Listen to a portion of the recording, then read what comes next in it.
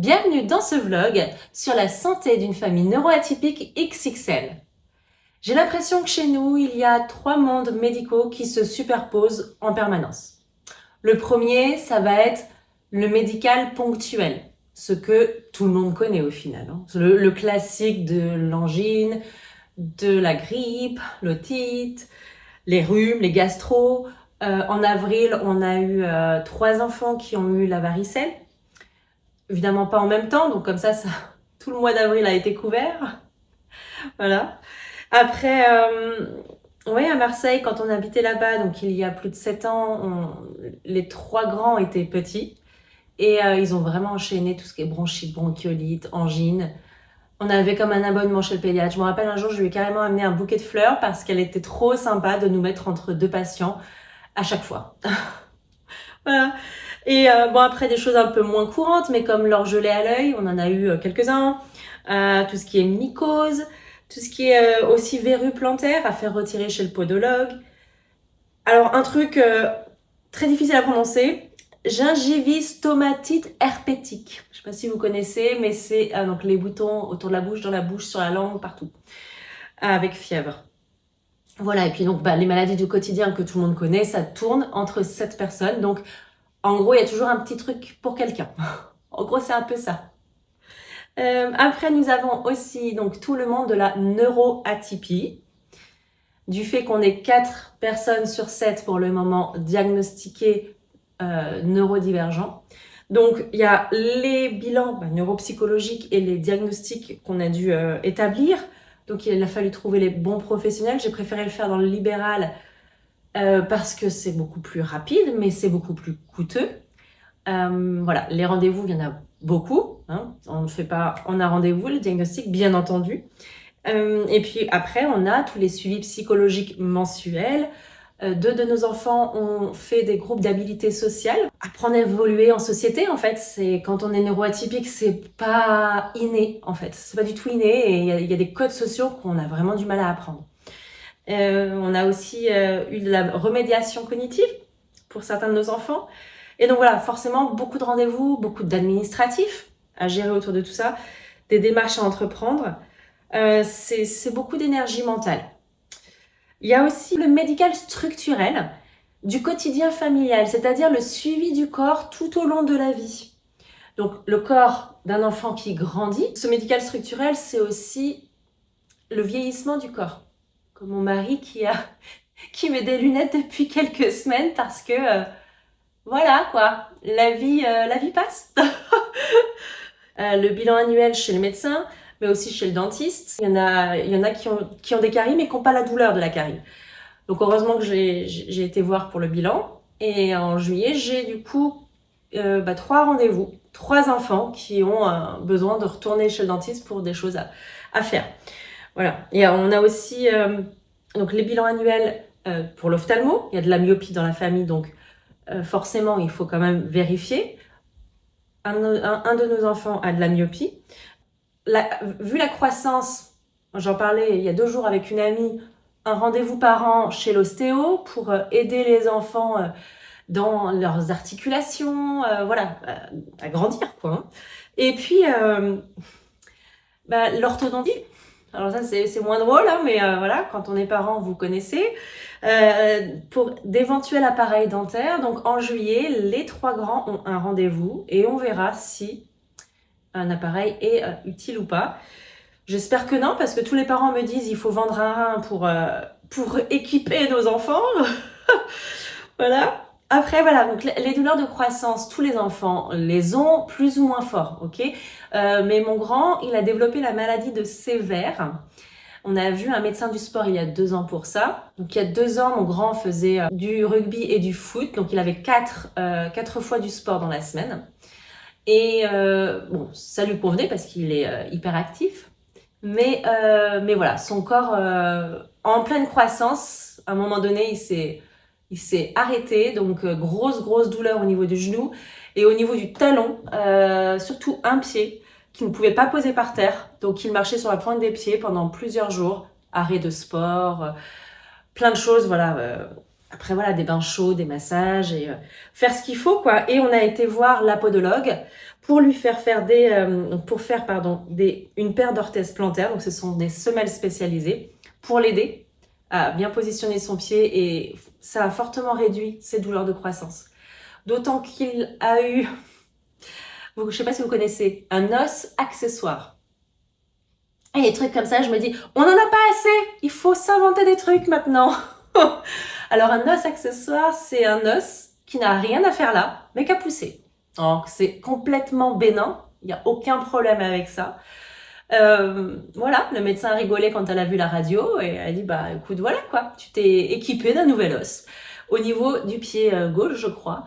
Alors, heureusement, les semelles donc orthopédiques, oui, chez la podologue, l'aident vachement parce que ça frottait dans la chaussure. Donc, les semelles qui coûtent cher, mais l'aident énormément cette année. Il les a depuis septembre et on a vu une grosse différence. Donc, bon, voilà.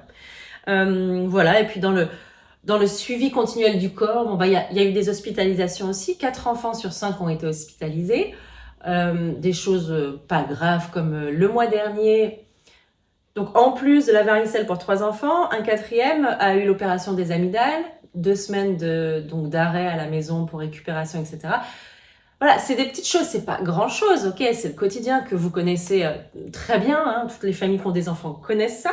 J'ai une amie qui a 5 enfants et elle, pareil, elle me dit, toutes les semaines, j'ai au moins un rendez-vous chez quelqu'un de médical pour un de mes enfants. Quand elle m'a dit ça, j'ai regardé mon agenda, elle a raison. Elle a raison, moi c'est pareil. Là, vous voyez, je pensais être tranquille cet été. En juillet, j'ai donc l'orthodontie pour 3 enfants, le dentiste pour 3 enfants, et je crois que j'ai l'ostéo pour un enfant. Et voilà, donc le mois de juillet, j'ai déjà 7 rendez-vous médicaux, vous voyez, sur un mois. Donc j'espère que le mois d'août, on n'aura aucun rendez-vous. Je vais faire en sorte de ne pas en avoir pour avoir un mois complet sans rendez-vous. Mais en fait, ça s'enchaîne tout le temps, puis x5. Voilà. Et on a aussi un terrain atopique. C'est quoi, pour ceux qui ne connaissent pas? C'est une prédisposition génétique à être hypersensible à son environnement. En gros, votre système immunitaire et votre barrière cutanée réagissent d'une manière disproportionnée à des choses qui sont inoffensives en fait pour la plupart des gens, comme la poussière, le pollen.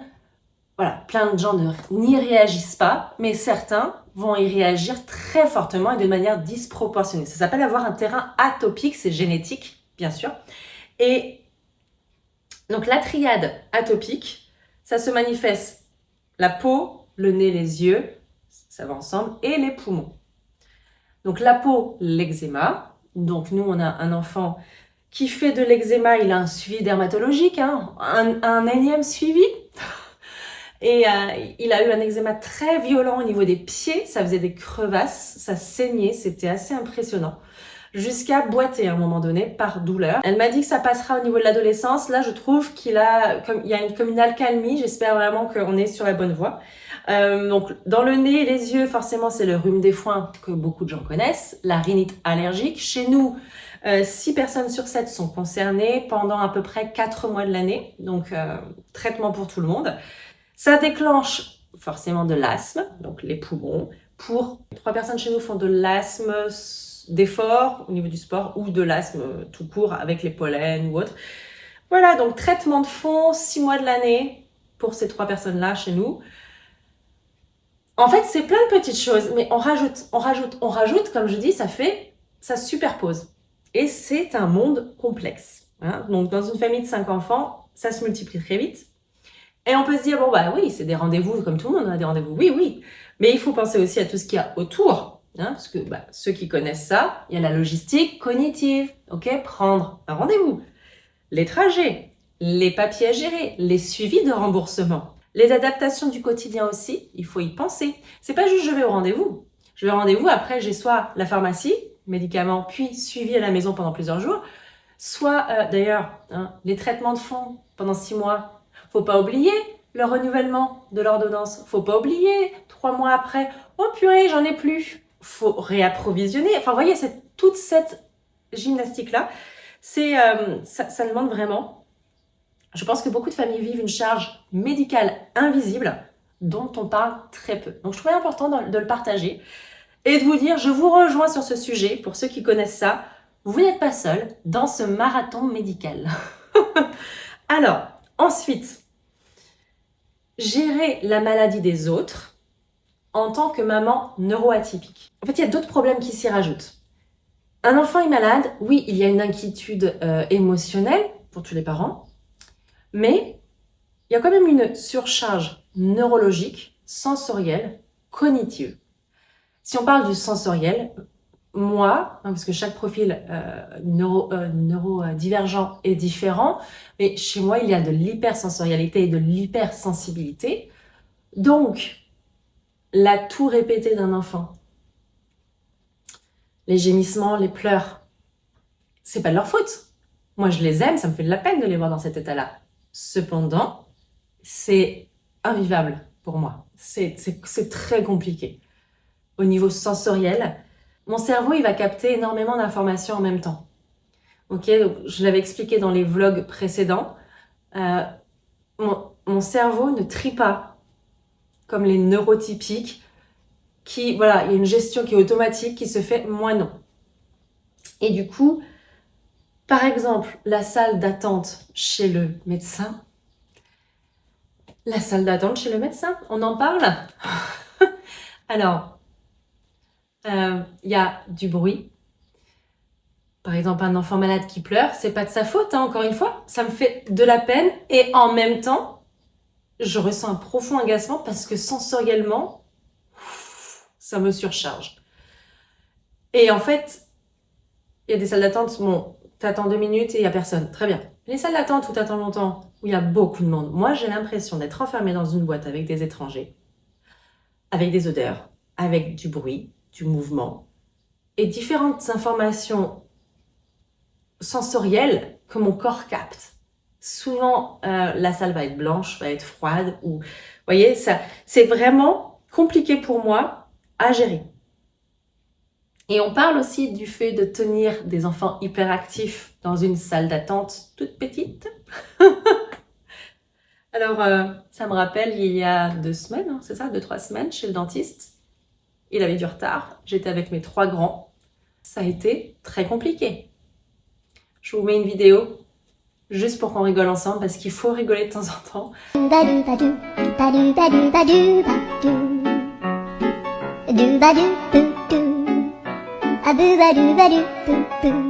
Voilà, donc je sais pas si ça vous a fait rire, mais moi quand j'ai vu cette vidéo, c'était le lendemain du rendez-vous chez le dentiste et j'étais en mode mais c'est exactement ce que j'ai vécu. L'enfant, il a donné de son mieux pour tenir, mais pour moi c'était beaucoup de mouvements, beaucoup de bruit, beaucoup d'agitation, beaucoup de agitation verbale aussi. C'est pas que l'agitation corporelle. Enfin voilà, c'est pour mon cerveau, c'est trop. Donc sortir de chez moi, ça va aussi me coûter. Je vais m'exposer à des relations sociales. C'est très difficile pour moi, tous ces rendez-vous médicaux pour ça. Et je suis tellement reconnaissante pour la technologie et les téléconsultations. Ça me change la vie. Et réagissez en commentaire ceux qui sont neuroatypiques et qui ont toute cette anxiété sociale. Voilà, c'est ça que je voulais dire à la base. Anxiété sociale que je vis. Et j'ai dû l'entendre de la bouche de professionnels pour le conscientiser. Et c'est quand je l'ai entendu, je me suis dit, mais oui, je vis ça. Et je me rappelle ce docteur qui me dit, bah oui, vous n'aviez pas remarqué? Non. Non, vu que je suis toujours angoissée depuis que je suis petite, voilà, l'angoisse, le stress, ça fait partie malheureusement, ça faisait partie parce que je suis en train de tout désapprendre, hein, mais de mon quotidien. Du coup, je n'avais pas capté, je faisais de l'anxiété sociale et maintenant que j'apprends à me connaître et que j'ai les vrais éléments, je me rends compte. Je trouve que c'est important de le dire. On sait que beaucoup de personnes neuroatypiques ont un traitement sensoriel plus intense. Le cerveau filtre beaucoup moins bien certaines stimulations. Ce qui est difficile pour moi, deuxièmement, donc je disais tout le côté sensoriel, très dur pour moi. Deuxième chose, donc l'anxiété sociale. Et puis troisième chose, c'est les imprévus. Les imprévus. Forcément, la maladie, elle te prévient pas. Hein. C'est vrai que ça fait partie de cette problématique de cette rigidité mentale. Et il faut en parler, en fait, on parle pas assez de cet autisme parental. On n'en parle pas assez. Un enfant qui se réveille à 3h du matin avec 39 de fièvre, ce n'est pas juste fatigant. Pour mon cerveau, c'est une rupture du fonctionnement prévu. Donc, je sais que j'ai des blocages mentaux à ce moment-là. comme un bug de c'est pas prévu, c'est pas prévu. Et puis je bug vraiment et j'arrive pas à avancer. Ça m'arrive beaucoup. Un enfant malade qui ne va pas à l'école, ça casse les routines. C'est pas juste embêtant, oh purée, je vais pas au boulot, non, ça casse une routine, ça modifie tout cet agenda mental, ça demande une réorganisation extrêmement rapide de sa journée, tout le monde le vit, hein, on est d'accord. Hein. Après, chacun le vit d'une manière différente. C'est ça que j'entends. Je me rends compte aussi que beaucoup de mes crises autistiques partent de là. Partent de tout ce côté sensoriel, surstimulation, pression mentale et les accumulations d'imprévus. Alors, ça va beaucoup mieux, les imprévus, j'en ai beaucoup moins, ils grandissent forcément. À Marseille, ça a été l'apothéose. Je n'avais aucune semaine pareille et pour une autiste qui a besoin de rituels, de cadres, de routines, j'en pleurais tellement. Mais je ne savais pas que c'était ça mon problème. Si j'avais su, je me serais accompagnée autrement et mon mari m'aurait accompagnée autrement. Enfin, on aurait fait équipe autrement. C'est surtout ça. Voilà. Bon, vous avez vu, j'en rigole aujourd'hui, donc ça veut dire que je vais vraiment mieux. Mais on est en chemin, vraiment. Ok, alors une chose justement positive dans l'autisme, parce qu'il faut parler du positif, c'est le besoin de structure, le besoin de cadre. Donc, l'administratif médical, c'est une corvée pour beaucoup de monde, j'en suis bien consciente. Pour moi, c'est tout de même un besoin vital de systématisation. C'est-à-dire que le fait de trier, de classer, d'ordonner, mon cerveau, il a besoin de structure pour ne pas saturer face à l'imprévisible. Et du coup, quand il y a la maladie qui débarque, je vais retrouver l'information facilement. Enfin, il y a une gestion qui va être plus douce parce que j'ai tout préparé, organisé, trié, classé avant. En tout cas, moi, c'est comme ça que je le vis. Alors, vu que je suis organisée, clairement pas parfaitement, mais en tout cas, chez moi, ça fonctionne. J'ai toujours, par exemple, une trousse d'urgence avec moi. Voilà. J'ai toujours une trousse d'urgence avec moi. Je pensais que la plupart des mamans avaient ça. Donc ça, c'est mon enfant qui a fait ça à l'école. Et dedans, bon, il y a forcément la brosse pour se coiffer les cheveux. J'ai quand même 2 filles. Il y a tout ce qui est Doliprane. Hop, il y en a qui est tombé. Doliprane, enfant aussi.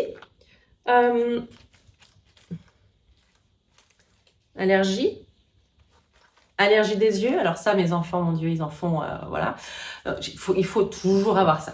Toujours avoir ça parce que quand ça commence à démanger parce qu'il a touché à un truc et qu'il y avait un pollen dessus ou... Combien de fois j'ai vu mes enfants les yeux qui gonflent et ça m'a sauvé plus d'une fois en fait. Ça m'a sauvé. Pour enlever les tiques, parce que on a la campagne quand même. Hein. Les tiques, il y en a beaucoup. Hein. Après du sérum Phi, bien évidemment. Oups. Bon voilà, on verra tout à l'heure. Et bon alors il est plié, mais j'ai plein de petits pansements comme ça. J'ai plein de petits pansements. Et des plus gros, j'ai un peu de tout. Et alors, bon, de l'huile essentielle, j'aime toujours en avoir sur moi. Et celui-ci, c'est vraiment le truc. Mais alors, il me sauve la vie. Huile petit bobo. Assainit la peau. Donc en fait, ça assainit, ça protège et ça apaise le bobo. C'est génial. Ce truc, je l'ai tout le temps avec moi. C'est d'une efficacité. Du coup, quand je le sors, en fait, cette trousse, quand il y a un bobo quelque part, l'autre jour au terrain de foot, il y a un enfant d'une copine, je sors ça, et en fait, à chaque fois, elles me disent « Oh là, t'es toujours prête à toute éventualité, Cynthia ?» Mais c'est vital pour moi. Il faut que je sois prête à toute éventualité. Comme ça, en fait, ça aide. Il est tombé, j'ai déjà tout sur moi, ça va aller. Déjà, il faut que je gère l'émotion, le pleur, le cri, mais j'ai déjà tout sur moi, ça va aller, ça va aller. Vous voyez, et ça m'évite des crises autistiques à moi d'être prête. Donc du coup, ça, tant mieux si ça aide mes amies quand elles n'ont pas sur elles le pansement qu'il faut, etc. Bon, tant mieux. J'ai aussi des systèmes visuels, vous voyez, des classeurs. Les routines aussi, vous savez, quand ils sont malades, matin et soir, on va en buanderie. C'est tout bête, mais c'est un indicateur qui est net, qui est précis, et ça m'aide. Et en buanderie, je vais mettre l'ordonnance, plus les médicaments dessus, par enfant. Comme ça, tout est prêt, c'est beaucoup plus facile. J'ai un rangement, un placard de rangement. Il n'est pas parfait du tout, mais en tout cas, pour moi, il fonctionne. Il y a l'étage allergie, il y a l'étage asthme, il y a les vitamines. Non, les vitamines, la réserve de vitamines. Donc j'ai tout le truc de réserve, mais j'ai aussi les vitamines à côté de la machine à café. C'est prêt, c'est là. On l'oublie pas. On prend le café, on prend la vitamine. Vous voyez? Et puis j'ai des listes. Alors pour moi, je trouve ça vital, mais encore une fois, c'est pour mon fonctionnement. On est d'accord? J'ai des listes par enfant dans mon téléphone. Une note par enfant avec toutes les informations dont j'ai besoin d'avoir. Par exemple, je les pèse et je les mesure 2 fois par an. Et je me suis rendu compte que c'était vachement utile parce que il suffit d'aller. Je vais acheter le maillot de bain de ma fille. Oh purée, elle mesure combien déjà? Je dois prendre quoi comme taille? Vous savez, sur les c'est pas écrit genre 10 ans, c'est aussi écrit de telle taille à telle taille, vous voyez? C'est un détail, mais en fait, c'est ces petites choses qui simplifient, qui fluidifient et du coup qui m'aident à rester dans le calme, dans le ça va aller. Vous voyez? Euh, pareil, le médecin, c'était quoi? Je sais plus quand il me demandait. Le dentiste, vous vous rappelez de son poids et de sa taille? Non, de son poids parce qu'il avait besoin de donner je sais plus quoi. Tout de suite, bougez pas. Je suis allée chercher la note, je lui ai donné le poids de mon enfant. C'est des petites choses, mais moi, je trouve que c'est vraiment utile. Je mets dessus toutes les remarques quand je suis en rendez-vous médical. Je prends des notes. Je sais que ça va faire rire une amie, mais je prends beaucoup de notes. Oui, je prends beaucoup de notes. C'est comme ça que je fonctionne. Je prends les médecins, je leur dis, hein, parce qu'ils sont surpris, ils croient que j'écrive un SMS quand ils me parlent, quand je vois le médecin, il parle. J'écris tout ce qu'il dit parce que j'ai besoin, c'est comme ça, j'ai besoin après de processer longtemps de qu'est-ce qu'il m'a dit, qu'est-ce qu'il a besoin. Voilà. Et ça m'aide énormément pour me rappeler quand mon enfant va avoir un truc. Qu'est-ce qu'il a fait le médecin il y a 2 mois quand on l'a vu déjà? Et je retrouve tout. Quand je suis allée voir le dentiste. Vous vous rappelez l'année dernière, vous m'avez dit qu'il fallait surveiller ça sur cette dent. Je l'avais noté. À chaque fois, ils me prennent pour une folle parce qu'à chaque fois, ils me disent oh purée, vous êtes organisée. Ça, combien de fois je l'entends? Oui, mais c'est une question de vie ou de mort pour moi. J'ai besoin de cette organisation pour survivre à ma vie. D'accord? Donc voilà. Voilà. Pour moi, l'information, elle doit être visible, elle doit être claire, elle doit être ordonnée. Et mon système nerveux, du coup, il va être relâché. Voilà. Ensuite, on va parler de la santé alternative dans mon quotidien. Alors, j'ai commencé à m'intéresser à la santé alternative il y a 7 ans, quand j'étais en pleine dépression. J'étais dans une énorme fatigue nerveuse. Mon corps était en lambeaux, il a fallu que je le ramasse bout par bout à la petite cuillère. J'ai vraiment dû reconstruire ma santé. Il y a 7 ans, quand on est parti de Marseille, qu'on est arrivé ici, j'avais touché un fond très profond. Et une amie naturopathe à ce moment-là, avec qui je parlais beaucoup, m'a aidé à changer ma façon de traiter mon corps. Donc je sais que la naturopathie, elle est mal comprise souvent. Donc je vais expliquer. La naturopathie, c'est vraiment chercher à soutenir les capacités naturelles du corps au quotidien, avec l'alimentation, le sommeil, la gestion du stress, les plantes, les vitamines, l'hygiène de vie, etc. Donc l'idée, ce n'est pas de remplacer la médecine classique. Ok, on en a besoin, ça reste essentiel. La ventoline, le doliprane, les examens, les bilans annuels. Vous voyez, je fais tout, la panoplie. Par contre, j'ai malheureusement trop souvent fait face aux limites des médecins. Je dirais qu'ils s'arrêtent trop souvent au traitement chimique. Par exemple, quand on a un virus, qu'on va aller voir le médecin, donc il te dit c'est pas bactérien, c'est viral, bon bah vous avez qu'à patienter, prenez un doliprane. Je comprends pas cette phrase, il y a rien à faire, il y a qu'à patienter. Bon, c'est impensable pour moi. Pourquoi? Parce que non, il y a à faire, accompagner son corps pour l'aider à se restaurer, se rétablir au mieux et au plus vite. Pourquoi il me dit pas bon bah là c'est viral donc prenez du doliprane, mais surtout, reposez-vous, dormez beaucoup, prenez-vous un bain chaud avec du sel, ça va vraiment aider votre corps. Faites une tisane de thym 3 fois par jour avec du miel. Voilà, des petites choses en fait comme ça. Vous voyez? C'est même des extraits de pépins de pamplemousse, c'est 100% naturel. mais ça soutient le corps, ça booste l'immunité. Enfin, je veux dire, il y a plein de petites actions qu'on peut faire que les médecins ne conseillent pas. Je trouve vraiment ça dommage. Donc bon, parenthèse fermée, la médecine classique reste importante, elle est dans notre quotidien. Par contre, la naturopathie a pris une grande place aussi. Parce que c'est vraiment comment aider le corps avant qu'il s'effondre complètement. C'est vraiment l'art d'aider le corps à se guérir lui-même naturellement. C'est vraiment ça. Et je trouve ça magnifique en fait, parce que plus on pousse là-dedans, plus on découvre toutes les capacités du corps. On est si bien créé. Faut par contre se connaître, se comprendre, s'analyser. C'est toute une éducation.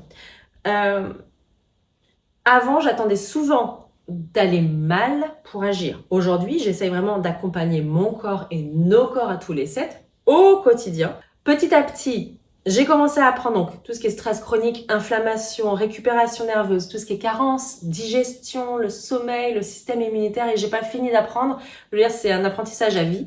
Chez nous, nous avons par exemple de l'extrait de pépins de pamplemousse.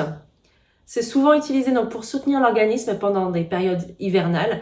Ça a des propriétés antimicrobiennes naturelles. Vraiment, de faire une cure de 7 jours régulièrement l'hiver, je sais plus les dosages, tout ça, mais bien sûr, faut pas faire ça n'importe comment, faut bien regarder. Mais ça aide énormément. On boit beaucoup de tisanes de thym. Les enfants le savent, dès qu'ils ont mal quelque part, je vais faire une tisane de thym, soutenir le corps. Ça aide à soutenir l'organisme, les voies respiratoires aussi qui sont très touchées dans notre famille. Ça aide vraiment énormément. On se supplémente bien sûr, pas trop, juste ce qu'il faut, en vitamines et en minéraux. J'ai déjà fait des cures d'eau de mer, donc c'est pas de l'eau de mer classique. Voilà, le goût est pas du tout agréable. Mais moi, j'ai vraiment vu un avant et un après quand j'étais en dépression et que j'ai fait cette cure. La première chose que j'ai vue, c'est que j'avais tout le temps froid. Tout le temps froid avant. Parce que j'étais pas bien, quoi. Quand j'ai fait cette cure-là, réglé. C'est incroyable. Ben voilà. Et il y a plein d'autres bienfaits. C'est comme l'eau de bouleau aussi. Donc à tous les printemps, je fais cette cure.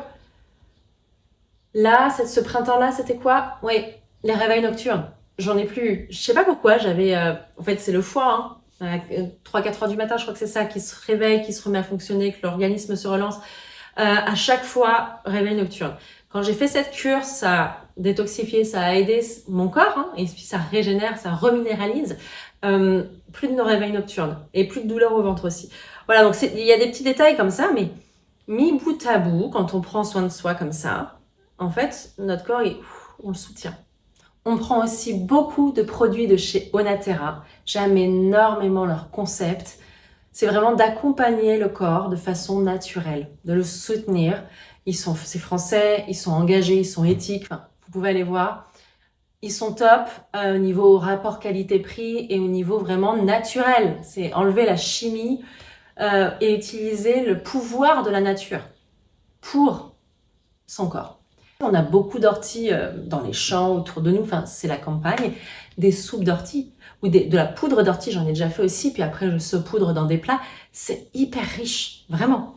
Voilà. Et puis les bains régénérants, je sais pas si vous savez ce que c'est. C'est vraiment un outil de régulation du système nerveux, c'est un outil de récupération. Le sel, il va détendre les muscles, il va favoriser la relaxation. La chaleur du bain, ça rassure le corps et ça active le système parasympathique, donc le système du repos. Et on rajoute des huiles essentielles adaptées et surtout, on apprend à relâcher consciemment son corps. Parce que si on est dans son bain, qu'on reste tendu, je sais pas, qu'on est sur son téléphone, ça sert à rien. Donc le bain, c'est relâcher consciemment, respirer, détendre sa mâchoire, détendre ses épaules. Honnêtement, pour un système nerveux autistique, qui est souvent en hypervigilance, tout ça, en fait, ça change énormément de choses. Les bouillottes, d'ailleurs, c'est comme mes doudous. Hein. C'est un objet thérapeutique chez nous. Et voilà, je dis pas que tout est magique, mais je voulais vous partager ce qui est cette santé alternative qu'on a mis en place en douceur. Donc, pour conclure, dans une famille nombreuse, la santé, ce n'est pas un événement ponctuel. C'est vraiment une charge médicale qu'une maman porte. Je suis avec vous les filles. C'est quelque chose. Si on rajoute en plus le terrain atopique, donc asthme, eczéma, tout ça, le terrain atypique, TSA, TDAH, etc., plus on est une maman qui a un cerveau qui fonctionne différemment, ça fait beaucoup. Alors le positif, c'est que j'en connais tout un rayon. Je dirais qu'arrivé au 5e enfant, je suis plus relax. En tout cas, c'est vraiment un flux permanent de gestion, d'anticipation, d'adaptation. Et dans tout ça, je fais de mon mieux. La médecine alternative, ça nous apporte vraiment de la douceur et de la prévention. Du coup, ça nous évite de basculer dans l'urgence. Moi, j'ai remarqué ça depuis qu'on l'a mis en place. Ça nous évite de basculer dans l'urgence parce que on est en amont, dans la prévention. Vous voyez? Alors, merci de m'avoir suivi, d'avoir été avec moi sur ce sujet de la santé. Vous pouvez aller voir les 4 shorts qui sont sortis cette semaine donc sur ce thème. Et la semaine prochaine, le thème, ça sera la nature. La nature qui est apaisante, qui est ressourçante, qui est épuisante. On va parler de tout. Il y aura les shorts, il y aura le vlog. Voilà, on se retrouve bientôt. D'ici là, soyez bénis. Bye bye.